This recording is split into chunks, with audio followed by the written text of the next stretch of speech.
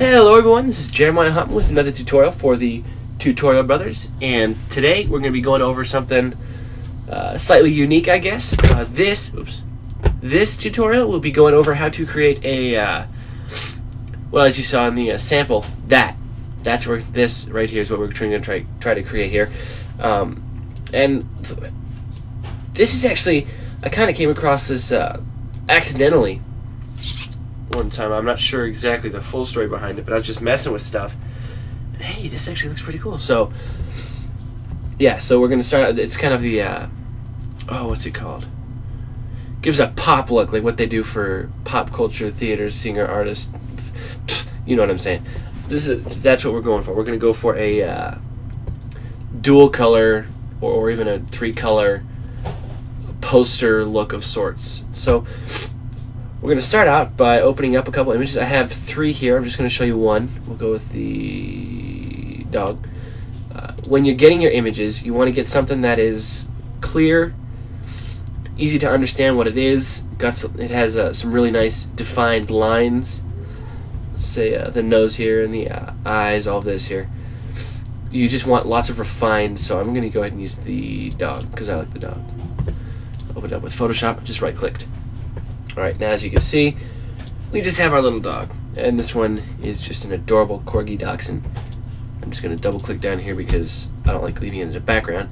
And then I'm going to come up here, and what we're going to basically do is turn this whole thing black and white. But we're not going to use the black and white filter because then you'll only get, if you just use the black and white, you'll get, and it just doesn't look very good. It just, once you see what we're going for. I'm going to delete that. I'm going to come here and click Threshold. This will give us pure black and pure white image. And we're just going to mess with the threshold. The lower it goes, the less detail, or you can remove black by going to the left. You can add more black going to the right. I'm going to put it at about 90. 90 is a good one. Good look. Good. Actually, I'm going to bring it down a little bit more. This will definitely be one of the biggest things that'll either make your picture pop or stink. Just fixing the adjust. I'll stick with it at 90. Then we'll turn that off. And that's it. That's it. You got black and white. Done. Thanks for watching. My name is Jeremiah Hotman. If you want another tutorial, no, I'm kidding. Totally kidding. Now we're going to add the colors. See? Now, what I was doing before I learned this little trick is I was taking this here, the magic wand tool, and just selecting all of the white, holding shift and selecting more white. Problem with that is once you color it in, you lose a lot of the details. So what I learned here is you're going to come over here and select this guy here, selective color. And you're going to go ahead and go to masks and then select color range. And if you want to select, if you're changing the white, you just click the white. If you want to change the black, you just click the black. And because we have a pure black and a pure white image, that's what the threshold does for us. We can select all of the white, the one section of white, and all of the white will be selected in the selective color. Now what this does here, this is a mask. So what we do is, as you can see here, if I hold Control and click right here, we've created this mask of Nugget, of all of the white sections of Nugget. As you see the transparency.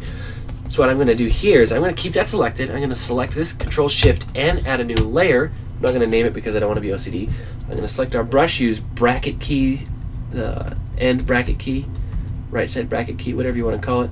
Get a bigger brush, and I'm going to paint on this layer here the white from this layer here. So I'm just going to pick a random color. I'll go purple because purple's hip, I guess. I don't know. And I'll just paint over all of the white areas like this. And that's how it's done.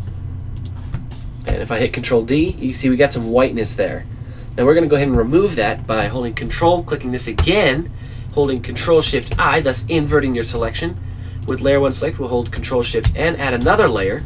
And with this one, we're going to hit B, and we're going to brush over a new color. And we're going to do orange, because orange is very complementing to purple. And do that. And there, you have a pop dog. Now, I'm not entirely sure I like how this turns out. So, wait, that is not orange, that is yellow. I'm going to go ahead and get our selection again. Get it more orange. There we go, that's orange. Close enough for government work at least. There we go. There we go. There it is. That's a pretty orange. No, it's not a pretty orange. Okay, now, if you're not entirely sure you like this, I'm going to come over here and invert it. You can get a completely different look. You get the inverse of the exact colors you just used, and, you know, mess with it. You can come back and hold Control, click this if you want to change the color, or you can double click on it here and do a color overlay. Change it to a different color.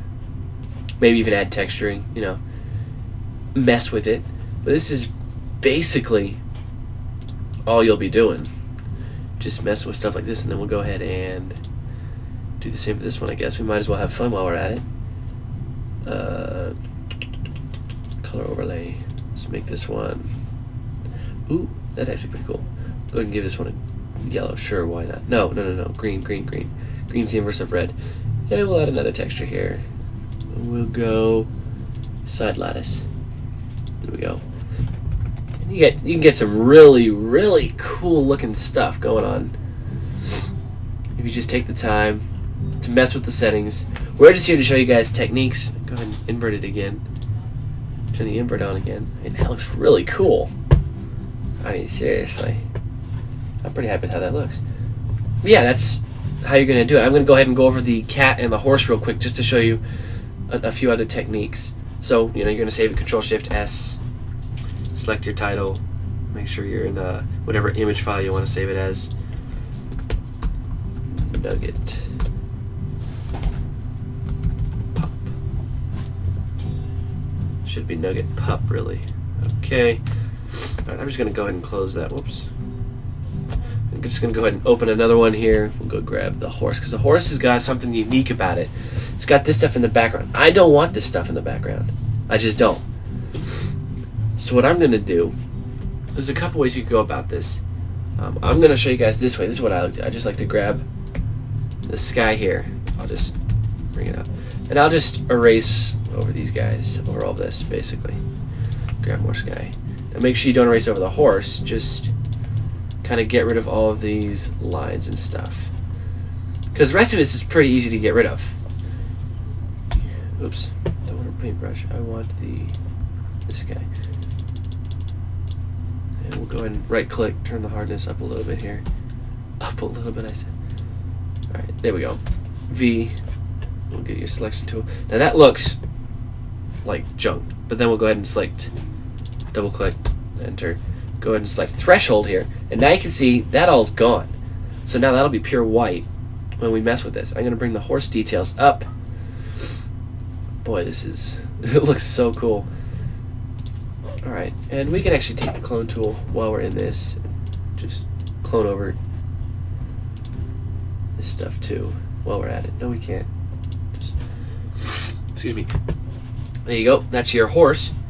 Same thing. We'll go ahead and do, no, not threshold. Threshold. Selective color. Masks. We'll add a layer. Mask color range. We'll go ahead and select all of the black this time. We'll change the black. Let's turn the fuzziness all the way up. Turn the black to,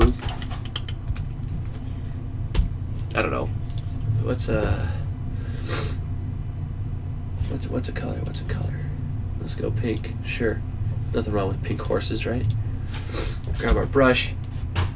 And with our new layer selected, we'll go ahead and make a pink horse. And hey, look at that. You could just stick with that. I mean, you don't have to change all the colors. I'm going to change it a little bit, though. Control-Shift-N, add a new layer. Control-Shift-I, invert our layer. And then grab a gray, I guess. I don't know. B. Go ahead and brush over it. There you go. You got a pop-looking horse.